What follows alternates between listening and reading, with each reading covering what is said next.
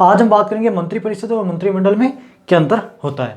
तो मंत्रिपरिषद जिसे काउंसिल ऑफ मिनिस्टर कहते हैं और मंत्रिमंडल जिसे ग्रुप ऑफ मिनिस्टर कहते हैं। मंत्रिपरिषद के अंदर 4 प्रकार के मंत्री आते हैं, कैबिनेट मंत्री, राज्य मंत्री, उप मंत्री और राज्य मंत्री स्वतंत्र प्रभार। और मंत्रिमंडल के अंदर 2 प्रकार के मंत्री आते हैं, कैबिनेट मंत्री और राज्य मंत्री स्वतंत्र प्रभार। अब हम देखते हैं सबसे पहले कैबिनेट मंत्री किसे कहते हैं। तो वो मंत्री जो अपने विभाग के सारे निर्णय लेने के लिए स्वतंत्र होता है उसे हम कहते हैं कैबिनेट मंत्री। जैसे अमित शाह गृह मंत्री, तो वो गृह मंत्रालय के सारे निर्णय लेने के लिए स्वतंत्र है, तो वो उस विभाग के हो गए कैबिनेट मंत्री। तो वो मंत्री जो अपने विभाग के सारे निर्णय लेने के लिए स्वतंत्र होता है वो होता है कैबिनेट मंत्री। और कैबिनेट मंत्री की जो सहायता करने के लिए जो मंत्री होता है वो होता है राज्य मंत्री, क्योंकि इतना बड़ा देश है, एक मंत्री तो उसको संभाल नहीं सकता। तो कैबिनेट मंत्री की सहायता करने के लिए जो मंत्री होता है उसे कहते हैं राज्य मंत्री। और राज्य मंत्री की सहायता करने के लिए जो मंत्री होता है उसे कहते हैं हम उप मंत्री। अब एक प्रकार का मंत्री होता है राज्य मंत्री स्वतंत्र प्रभार। ये क्या होता है, तो जैसे देख लिया कि भाई कैबिनेट मंत्री वो बीमार हो गए या कहीं विदेश के दौरे पर गए, तो उस टाइम उस विभाग के सारे निर्णय लेने के लिए जो मंत्री स्वतंत्र बचता है वो होता है राज्य मंत्री। कैबिनेट मंत्री गया तो बच गया राज्य मंत्री, तो उस टाइम उसे कहते हैं राज्य मंत्री स्वतंत्र प्रभार। तो कैबिनेट मंत्री की अनुपस्थिति में जो मंत्री उस विभाग के सारे निर्णय लेने के लिए स्वतंत्र होता है उसको कहते हैं राज्य मंत्री स्वतंत्र प्रभार।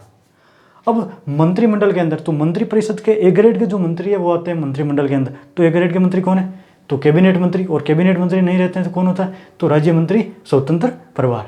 तो अब संख्या के आधार पर हम देखें ना, तो संख्या के आधार पर मंत्रिपरिषद में ज़्यादा मंत्री आते हैं, लेकिन पावर के मामले में देखें तो पावर सबसे ज़्यादा मंत्रिमंडल के पास होते हैं। किसी भी विभाग से संबंधित जो चर्चा होती है, चर्चा इस मंत्रिपरिषद में होती है, लेकिन अंतिम निर्णय वो मंत्रिमंडल ही लेते हैं। फाइनल कॉल जो है वो उस निर्णय पे मंत्रिमंडल ही लेता है।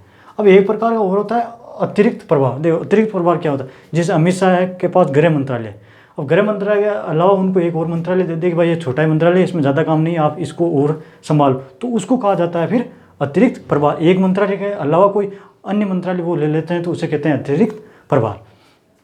अब एक होता है किचन कैबिनेट। देखो किचन कैबिनेट किसे कहते हैं, तो प्रधानमंत्री के सगे संबंधियों को किचन कैबिनेट कहते हैं।